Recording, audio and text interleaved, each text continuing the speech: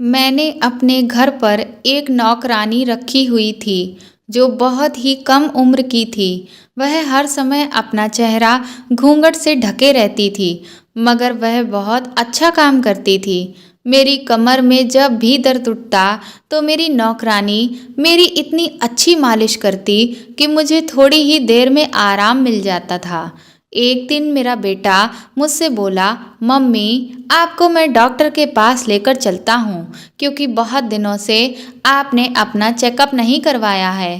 तो मैंने अपने बेटे को बताया कि बेटा, हमारे घर की जो नौकरानी है वह हर रोज़ रात में मेरे कमर की मालिश करके ही सोती है, जिससे मुझे अब बहुत आराम मिला है। यह सुनकर मेरे बेटे के चेहरे का रंग उड़ गया और वह तुरंत ही भागता हुआ नौकरानी के पास पहुंचा और उसे खींचते हुए लेकर आया।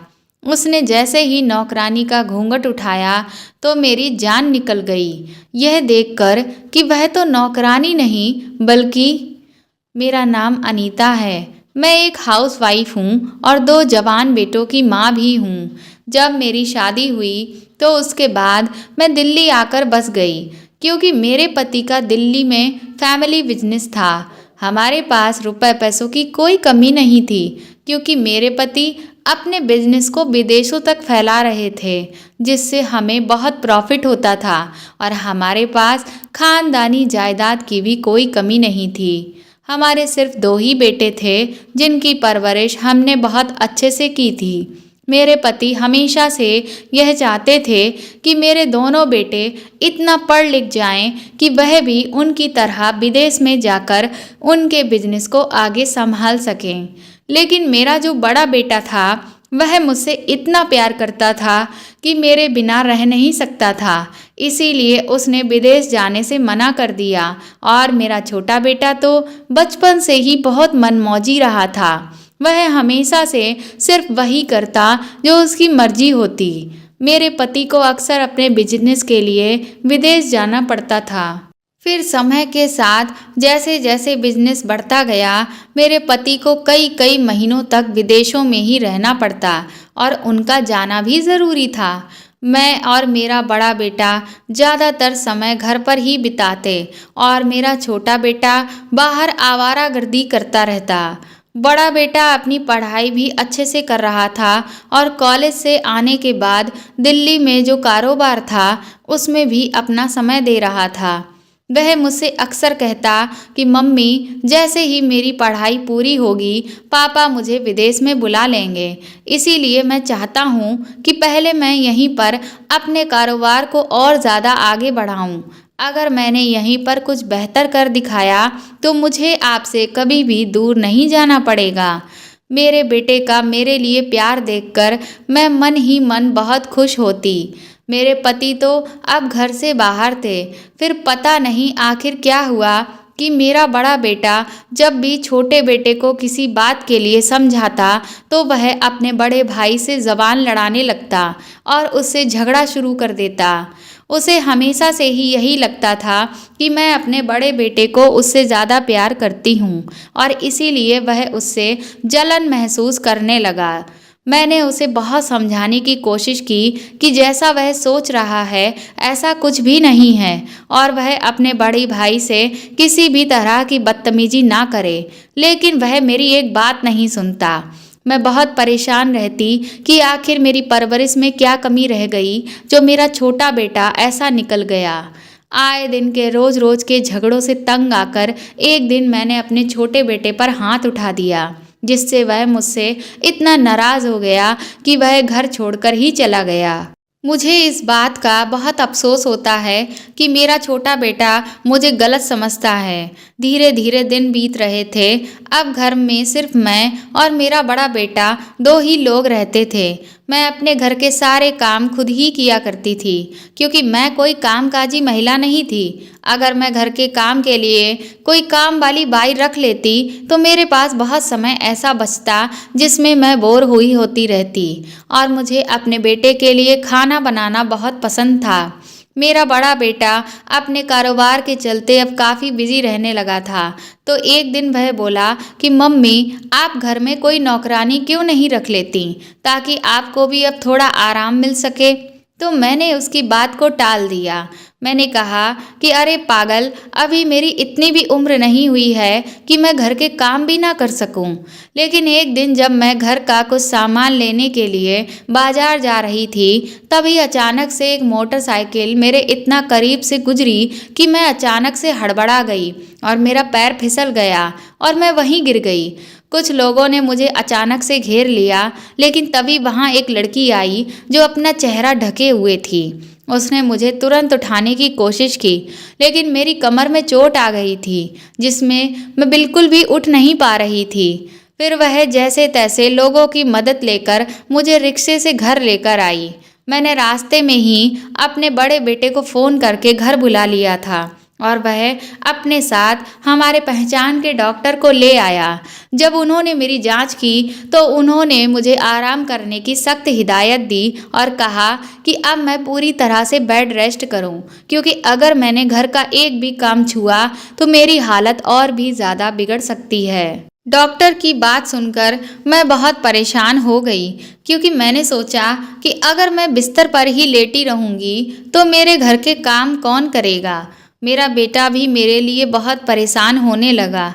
तभी वह लड़की जिसने मेरी मदद की थी वह बोली कि मेम साहब, अगर आप इजाज़त दें तो क्या मैं आपके घर के कामों की जिम्मेदारी उठा लूं, क्योंकि मुझे भी काम की ज़रूरत थी। तो अगर आप मुझे नौकरानी के लिए रख लेंगी तो आपकी भी मदद हो जाएगी और मुझे भी काम मिल जाएगा। मैंने सोचा लड़की भली है, जब किसी ने भी मेरी मदद नहीं की थी तो इसी लड़की ने मेरी मदद की। तभी मेरा बेटा भी बोला कि माँ, आज की दुनिया में कोई किसी की मदद नहीं करता, लेकिन इसने आपकी मदद की है तो अब आपका भी फर्ज बनता है कि आप भी इसके लिए कुछ करें। मैंने कहा कि यह तो बहुत अच्छी बात हो जाएगी। मैं तो वैसे ही परेशान हो रही थी कि अब मैं नौकरानी कहाँ ढूंढूंगी, और मुझे बैठे बिठाए ही घर संभालने वाली मिल गई। फिर मैंने उस लड़की से उसका नाम पूछा। उसने अपना नाम शोभा बताया। मेरे बेटे ने शोभा से चाय बनाकर लाने को कहा। जब शोभा वहाँ से चली गई तो मेरे बेटे ने मेरे पास आकर मुझसे कहा कि माँ, आप इससे अपना कोई पर्सनल काम मत करवाइएगा, इसे सिर्फ घर के काम ही करने दीजिएगा, क्योंकि यह नौकर लोग अक्सर सर पर चढ़ जाते हैं। आपके सारे काम मैं खुद कर दिया करूँगा और आपका अस्पताल में चेकअप भी टाइम टू टाइम करवा लाऊंगा। बल्कि मैं आपके लिए एक नर्स रख लूँगा, जिससे आपको वह कुछ ज़रूरी एक्सरसाइज करवाती रहेगी। अपने बेटे का मेरे प्रति प्यार देखकर मैं मन ही मन फूली नहीं समा रही थी। मैं मन में यही सोचती कि मेरा बड़ा बेटा मेरी कितनी फिक्र करता है, वहीं छोटे बेटे को तो मेरी जरा भी परवाह नहीं है। वह मेरा हाल चाल तक नहीं पूछता, जबकि मैंने जब भी उसे फ़ोन किया तो उसका नंबर बिजी ही गया है। मुझे अपने छोटे बेटे का यह रवैया बिल्कुल भी पसंद नहीं आता। नौकरानी के आने से घर में रौनक सी आ गई थी। वह काम में बहुत तेज थी, हर काम फटाफट कर लेती थी। मेरे बेटे ने मेरे लिए एक नर्स का इंतजाम कर दिया था। वह हर रोज़ आती और मुझे एक्सरसाइज करवाती। एक दिन जब नर्स नहीं आई तो उस दिन मेरी कमर में बहुत तेज़ दर्द उठने लगा। जब मैंने अपने बेटे को फ़ोन करके बुलाना चाहा तो उसका नंबर आउट ऑफ कवरेज आने लगा। मुझे तकलीफ़ इतनी ज़्यादा बढ़ गई कि मेरे आंखों से आंसू आने लगे। तभी मेरी नौकरानी मेरे लिए कमरे में सूप लेकर आई। जब मेरी नौकरानी ने मेरी हालत देखी कि मैं दर्द से तिलमिला रही हूँ तो वह मुझसे कहने लगी कि आप परेशान ना हो, मैं अभी आपकी कमर की अच्छी मालिश कर देती हूँ, जिससे आपको तुरंत ही आराम मिल जाएगा। और हुआ भी ऐसा। उसने मेरी इतनी अच्छी मालिश की कि मुझे थोड़ी ही देर में आराम मिल गया और बहुत दिनों के बाद मुझे बहुत अच्छी गहरी नींद आई थी। इतने दिनों से वह नर्स घर आ रही थी और मुझे एक्सरसाइज करवा रही थी, लेकिन मुझे उससे ज़्यादा कुछ आराम नहीं मिल रहा था। जबकि मेरी नौकरानी ने जैसे ही मेरी मालिश की तो मुझे अपनी हालत में सुधार लगने लगा। जब मैं सोकर उठी तो मैंने उसकी तारीफ की तो वह कहने लगी कि मेम साहब, आप अपने बेटे को यह बात बिल्कुल ना बताइएगा कि मैंने आज आपकी मालिश करी है, नहीं तो वह मुझसे गुस्सा हो जाएंगे। मैंने भी उससे कह दिया कि तुम बिल्कुल फिक्र ना करो। मुझे अच्छे से पता था कि मेरे बेटे ने मुझे मेरी नौकरानी से अपने पर्सनल काम करवाने से मना किया था, तो मैंने सोचा कि बिना बात मैं अपने बेटे को यह सब क्यों बताऊं। और फिर मेरा बेटा आजकल अपने बिजनेस को लेकर इतना बिजी रहता है कि उसे घर आने का भी वक्त कम ही मिल पा रहा था। अब जब भी मुझे कमर में दर्द होता तो शोभा तुरंत ही मेरी मालिश कर देती। फिर धीरे धीरे ऐसा होने लगा कि वह हर रोज खुद ही मेरे कहे बगैर मेरे कमरे में आती और मेरी ऐसी मालिश करती कि मुझे बहुत आराम मिलता। अब ऐसा हो गया था कि मुझे अस्पताल जाने और दवाइयाँ खाने की भी ज़रूरत नहीं पड़ रही थी।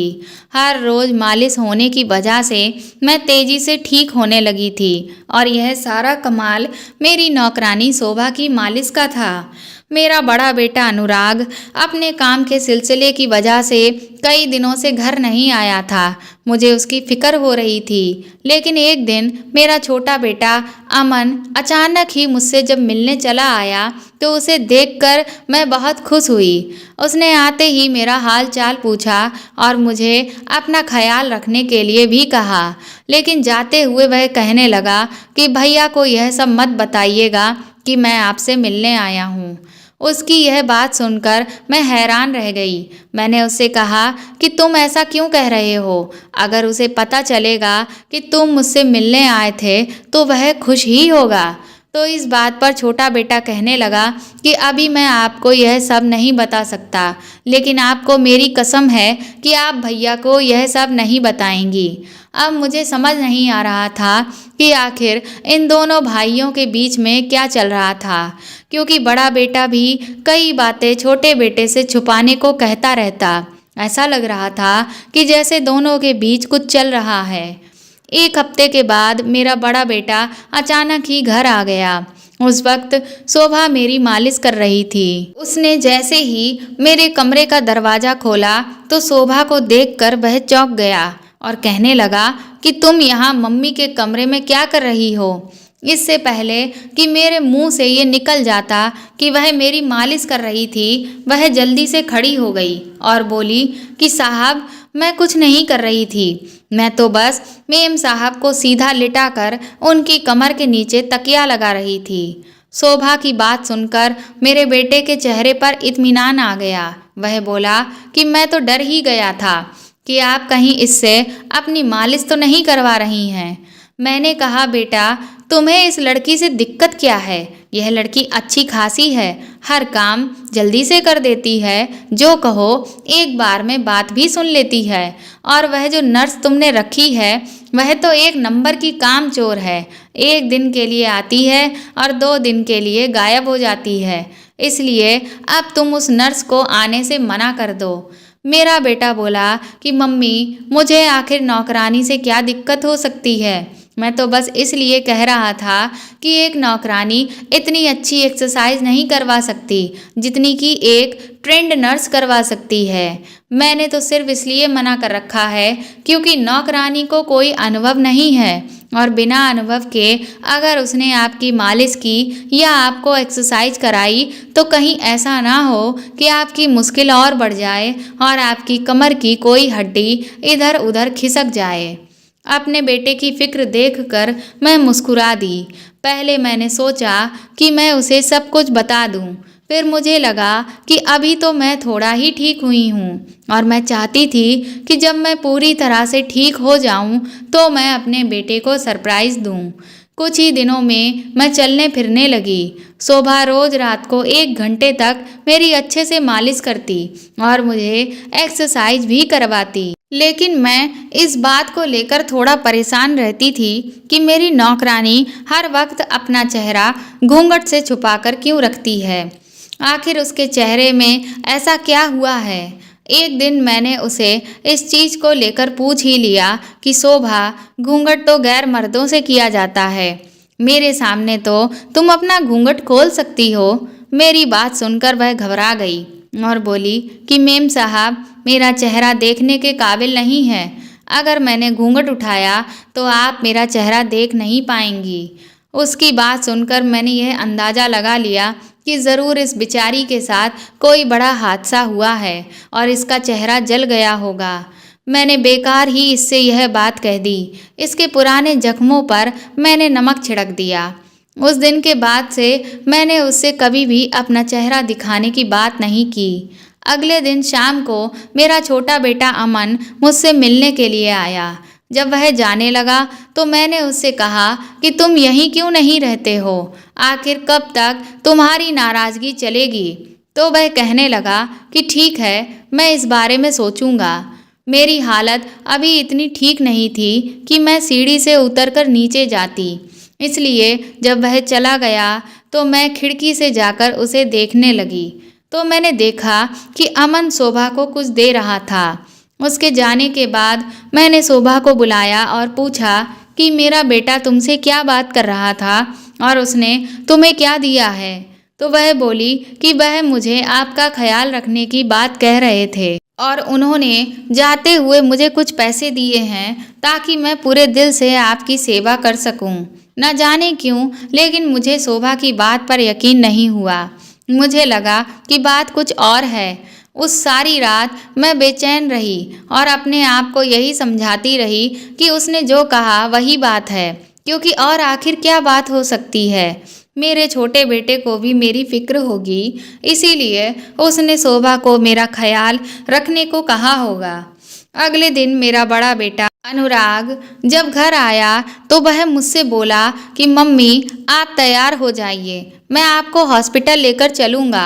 आपका बहुत दिनों से चेकअप भी नहीं हुआ है और मुझे चिंता हो रही है कि पता नहीं आपकी कमर का दर्द पूरी तरह से खत्म हुआ भी है या नहीं।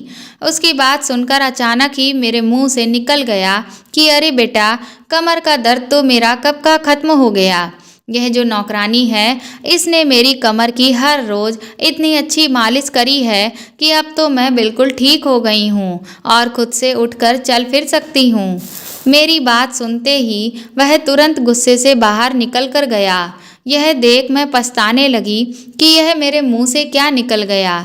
अब बेचारी शोभा की आफत है। मेरा बेटा उसे खींचते हुए मेरे कमरे में लेकर आया और बोला, बता, तुझे यहाँ किसने भेजा है? किसकी साजिश को अंजाम देने के लिए तू यहाँ आई है? तभी शोभा ने अपने चेहरे का घूंघट हटा दिया। उसका चेहरा देखते ही मैं हक्का बक्का रह गई, क्योंकि वह तो मेरा ही खून थी, मेरे भाई की बेटी और मेरी सगी भतीजी अनामिका। उसे देखकर तो मैं दंग ही रह गई। मैंने कहा कि तुम, और यहाँ उसे देख मेरा बेटा भी चौंक गया और कहने लगा, मम्मी, देखा आपने, आपके भाई आपके साथ कितना बड़ा धोखा कर रहे हैं। उन्होंने बदला लेने के लिए अपनी बेटी को यहाँ भेज दिया ताकि वह आपको अपाहिज कर दे और उनका बदला पूरा हो जाए। कुछ समय पहले मेरे भाई ने अनामिका का रिश्ता मेरे बड़े बेटे के लिए भेजा था, मगर मैंने इनकार कर दिया क्योंकि मेरे बेटे को यह रिश्ता मंजूर नहीं था। अनामिका रोने लगी और मेरे पास बैठ गई। बोली, बुआ, ऐसी कोई भी बात नहीं है। मैं यहाँ पर पापा के कहने पर नहीं, बल्कि आपके छोटे बेटे अमन के कहने पर आपका ख्याल रखने आई थी। अनामिका ने जब मेरे छोटे बेटे का नाम लिया तो मैं चौंक गई। मेरा बड़ा बेटा अनुराग बोला कि यह सब आपकी प्रॉपर्टी को हड़पने के लिए मिल गए हैं, जो नाना की तरफ से आपको मिलने वाली है। आपके भाई और अमन मिलकर साजिश कर रहे हैं। अनुराग की बात सुन अनामिका गुस्से से तिलमिला गई और बोली कि असल में साजिश तो आप कर रहे हैं, अपनी ही मम्मी को बीमार करना चाहते हैं ताकि उनके हिस्से की सारी जायदाद आप हड़प लें। वह दोनों आपस में लड़ने लगे और एक दूसरे के ऊपर इल्ज़ाम लगाने लगे। फिर मैंने चिल्लाकर कहा कि बस करो, बहुत हो गया और तुम दोनों अभी मेरे कमरे से बाहर निकल जाओ, क्योंकि मेरे सर में बहुत तेज़ दर्द उठने लगा है। मेरा बेटा कहने लगा कि मैं नहीं जाऊंगा, मैं आपका सर दबाता हूँ, लेकिन मैंने उसे भी बाहर जाने को कह दिया और फिर अपना कमरा बंद कर लिया। सारा माजरा यह था कि हम दो भाई बहन ही अपने पिताजी की सारी जायदाद के वारिस थे। मेरे जो दादाजी थे उन्होंने बहुत वक्त पहले दिल्ली में एक बड़ी ज़मीन लेकर डाल दी थी। जब वह दिल्ली छोड़कर चले गए तो उन्होंने उस ज़मीन को वैसे ही छोड़ दिया और समय के साथ हम लोग भी उस ज़मीन को भूल चुके थे। कुछ महीना पहले ही हमें पता चला कि उस ज़मीन के ऊपर एक बहुत बड़ा शॉपिंग मॉल बनने वाला है और जब उन लोगों ने हमसे कांटेक्ट किया कि हम उन्हें अपनी जगह बेच दें और उन्होंने इसकी कीमत 50 करोड़ लगाई थी, तब जाकर हमें पता चला कि मेरे दादाजी ने एक नहीं बल्कि ऐसी 2 ज़मीनें खरीदी थीं जिसके लिए हमें 100 करोड़ रुपए मिलने वाले थे और हम सिर्फ 2 भाई बहन ही थे। इसीलिए जो पैसा था वह भी हमारे बीच बराबर ही बंटता। इसलिए अब मुझे यह बात समझ नहीं आ रही थी कि मेरी बीमारी का इस सब से क्या लेना देना। मेरा बड़ा बेटा मुझसे बहुत प्यार करता था। छोटा बेटा भले ही लापरवाह था लेकिन मैं उसके प्यार पर शक नहीं कर सकती थी और वैसे भी जो पैसे मेरे हिस्से में आते वह तो बराबर ही मेरे दोनों बेटों में बंटते, तो इससे मेरे भाई को क्या फ़ायदा हो सकता था। लेकिन फिर अनामिका यहाँ पर क्यों रह रही थी? अगर वह चाहती तो सामने से आकर भी मेरी सेवा कर सकती थी। फिर इस तरह से चेहरा ढककर और नौकरानी के भेष में इस घर में आने की ज़रूरत क्या थी? अब यह सब बातें मुझे बहुत ज़्यादा उलझा रही थीं। मुझे कुछ भी समझ नहीं आ रहा था कि आखिर क्या गलत है और क्या सही है। फिर मैंने सोचा कि मुझे खुद से हर बात का पता करना होगा कि आखिर यह सब क्या चल रहा है। अगले दिन अनुराग मेरे पास आया और बोला, मम्मी मुझे माफ़ कर दो, मैं तो जानता ही नहीं था कि नौकरानी के भेष में अनामिका होगी। मैंने उससे कहा, अब यह सब बातें छोड़ दो क्योंकि इनके बारे में सोचने से कोई फ़ायदा नहीं है। फिर वह बोला कि मैं आपको अस्पताल लेकर चलता हूँ, हम आपका चेकअप करवाते हैं और पता करते हैं कि कहीं अनामिका ने आपको कोई नुकसान तो नहीं पहुँचाया है। मैं उसके साथ अस्पताल चली गई। मैंने खुद डॉक्टर को सारी बात बता दी तो डॉक्टर ने कहा कि आपको कोई भी बीमारी नहीं है, बस आपको कमर दर्द था। लेकिन अगर आपकी अच्छे से मालिश ना होती तब ज़रूर ऐसा हो सकता था कि आप बिस्तर से नहीं उठ पाती और लंबे समय तक बिस्तर पर रहने की वजह से आपको पैरालिसिस हो जाता या और भी कुछ हो सकता था। लेकिन आपने मालिश करवाकर बहुत अच्छा किया जिसने आपको बचा लिया। डॉक्टर से बात करने के बाद अनुराग मुझे टेस्ट करवाने के लिए लेकर गया। वह बोला कि मैं तसल्ली करना चाहता हूँ कि आपको किसी प्रकार की कोई दवाई तो नहीं दी गई है। फिर टेस्ट के लिए खून का सैंपल देकर हम दोनों घर लौट आए। जब मैं घर आई तो मैंने देखा कि अनामिका अपना सामान लेकर जा रही थी। मैंने उससे कहा कि अब तुम कहीं नहीं जा रही हो, जब तक सच्चाई का पूरी तरह से पता नहीं चल जाता है तब तक तुम यहीं रहोगी। अनामिका रोने लगी और बोली कि बुआ आप मुझ पर शक कर रही हैं क्या? मैंने कहा कि मैं किसी पर भी शक नहीं कर रही हूँ, बस मेरे लिए यह जानना बहुत ज़रूरी है कि आखिर मेरे घर में चल क्या रहा है। फिर मैंने उससे कहा कि अमन को भी यहीं बुला लो ताकि मैं उससे भी बात कर लूँ। अगले दिन जब अनुराग मेरी रिपोर्ट लेकर घर आया तो वह बहुत गुस्से में था। वह बोला कि मम्मी डॉक्टर ने बोला है कि आपके खाने में कुछ मिलाकर दिया जा रहा था। तभी अनामिका खाना लेकर आई और अनुराग उस पर चिल्लाने लगा कि तुम ही मम्मी को खाना खिलाती थी ना, ज़रूर तुमने ही खाने में कुछ मिलाया होगा। अनामिका रुआसी होकर बोली कि मैं भला बुआ के खाने में क्यों कुछ मिलाऊंगी, मैं ऐसा क्यों करूंगी, मैं तो यहाँ बुआ का ख्याल रखने के लिए आई थी। फिर वह बोली कि और अगर आपको मुझ पर यकीन नहीं है तो मैं खुद यह खाना खा लेती हूँ, आप बुआ को बाहर से खाना मंगवा कर खिला दें। अनामिका ने पूरा खाना मेरे सामने बैठकर ही खाया। अब तो शक करने वाली कोई बात ही नहीं रह गई थी, तो मैं अपने बेटे की तरफ घूर कर देखने लगी। वह गुस्से से भरा हुआ वहाँ से चला गया। मैंने तुरंत ही अमन को फ़ोन करके घर बुलाया। जब वह आया तो मैंने उससे पूछा कि यह सब क्या चल रहा है, तुम घर पर क्यों नहीं रहते?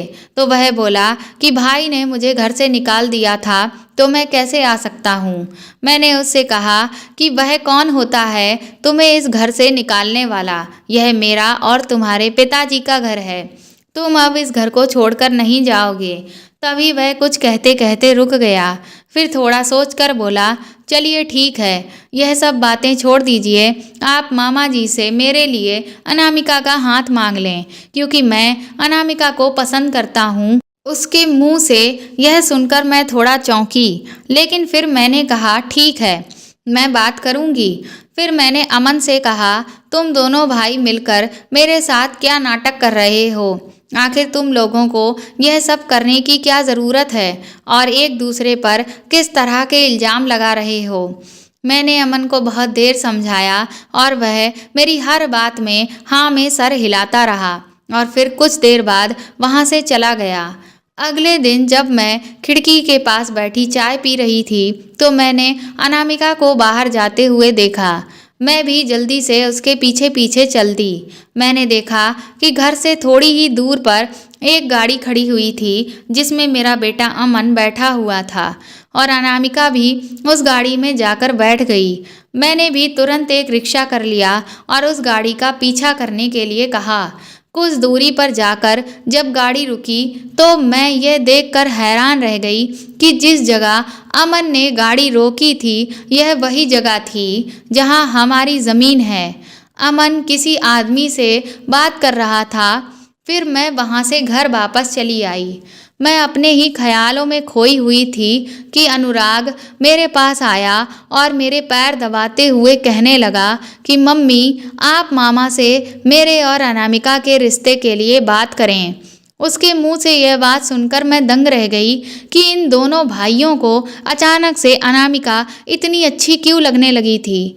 मैंने अनुराग से पूछा कि अब ऐसा क्या हो गया, क्योंकि अभी तक तो तुम्हें अनामिका बहुत बुरी लगती थी और एकदम से वह अच्छी कैसे लगने लगी। इससे पहले कि अनुराग कुछ कहता तभी अमन की आवाज़ आई। वह बोला कि मैं बताता हूँ। मैंने जब पलट कर देखा तो अमन और अनामिका कमरे में दाखिल हो रहे थे। अमन बोला, मम्मी, मैं आपको बताता हूँ कि अब अचानक से भैया अनामिका से शादी क्यों करना चाहते हैं। बल्कि सिर्फ यही नहीं, मैं आपको और भी बहुत कुछ बताता हूँ। फिर वह बोला कि यह बात अभी की नहीं है। दरअसल यह कहानी तब शुरू होती है जब भाई कॉलेज में पढ़ रहे थे और वह गलत संगत में पड़ गए। उन्होंने बहुत गलत लड़कों से दोस्ती कर ली। भाई पढ़ाई का बहाना बनाकर उन लड़कों के साथ गैर कानूनी काम करने लगे थे और इसकी वजह एक लड़की थी। यह एक गलत लड़की के चक्कर में फंस गए जो इन्हें बेवकूफ़ बना रही थी और दोनों हाथों से लूट रही थी। उसकी नाजायज़ मांगों को यह घर के पैसों से पूरा नहीं कर पा रहे थे, इसलिए इन्होंने पैसे कमाने के लिए गैर कानूनी काम करना शुरू कर दिए। जब मामा जी ने अनामिका का रिश्ता भेजा तो उस वक्त इन्होंने इसीलिए इस रिश्ते के लिए इनकार कर दिया था, क्योंकि इनका अफेयर उस लड़की से चल रहा था जिसके बारे में मुझे सब कुछ पता था। जब मैंने इन्हें समझाने की कोशिश की तो यह मुझसे ही झगड़ने लगे। यह उस लड़की से शादी करना चाहते हैं, लेकिन उस लड़की की एक शर्त थी। वह यह कि भैया के नाम पर कोई भी जायदाद नहीं थी और उसने कहा कि अगर तुम मुझे चाहते हो तो तुम्हारे नाम कम से कम घर तो होना ही चाहिए। अनुराग भैया ने कागजात तैयार करवाकर और आपकी आंखों में धूल झोंक कर धोखे से उन कागजों पर आपके साइन करवा लिए और यह घर अपने नाम करवा लिया और कारोबार का बहाना करके यह पूरा दिन उस लड़की के साथ रहते हैं और उसकी नाजायज मांगें पूरी करते रहते हैं। उस लड़की का लालच बढ़ता गया। फिर उसी लड़की के कहने पर इन्होंने आपको बाजार में चोट पहुंचवाई ताकि इन्होंने जो किराए पर लड़की लाई थी उसे यह नौकरानी बनाकर इस घर में भेज सकें, जिससे वह आपको और भी ज़्यादा बीमार बना दे। लेकिन ऐन मौके पर मैंने उस लड़की को ज़्यादा पैसे देकर कहीं दूर भेज दिया और उसकी जगह अनामिका को यहाँ भेज दिया ताकि वह आपका ख्याल रख सके। भाई अनामिका को जो भी गलत दवाइयाँ आपको खिलाने के लिए देते थे वह सब फेंक देती थी और आपकी मालिश भी करती थी।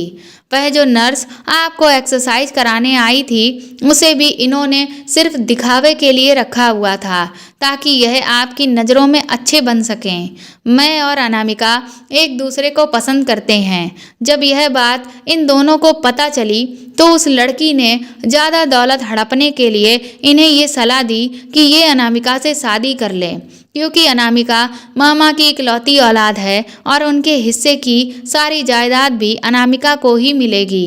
तो अगर यह अनामिका से शादी करेंगे तो उसके हिस्से की जायदाद भी इन्हें ही मिल जाएगी और शादी होते ही ये किसी भी तरह से अनामिका की जायदाद भी हड़प लेंगे और उसे तलाक दे देंगे। फिर ये उस लड़की के साथ ऐश की ज़िंदगी जिएंगे। अमन के मुंह से ये सारी बातें सुनकर मुझे बहुत दुख हुआ, क्योंकि जिस बेटे को मैंने इतना प्यार दिया उसी ने मेरे साथ यह सब किया। वह अपनी माँ की ममता ही भूल गया। मुझे यकीन नहीं हो रहा था कि मेरा बेटा दौलत के लालच में इतना कैसे गिर सकता है।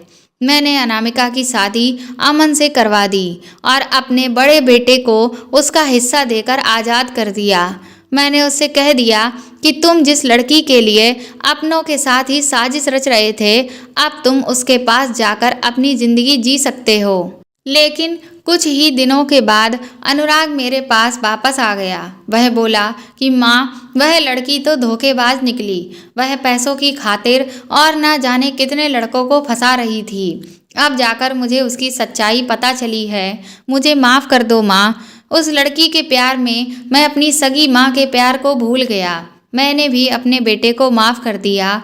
मैंने सोचा अगर कोई इंसान अपनी गलती मान ले तो हमें भी उसे माफ़ कर देना चाहिए। अनुराग ने मुझे घर के कागजात वापस कर दिए।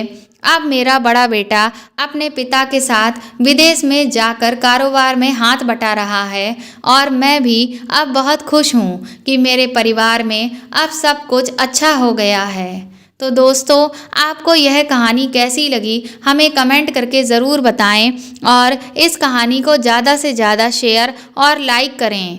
और अगर आप मेरे चैनल पर नए हैं तो इसे सब्सक्राइब करके बेल आइकन को ज़रूर दबा दें ताकि ऐसी ही अच्छी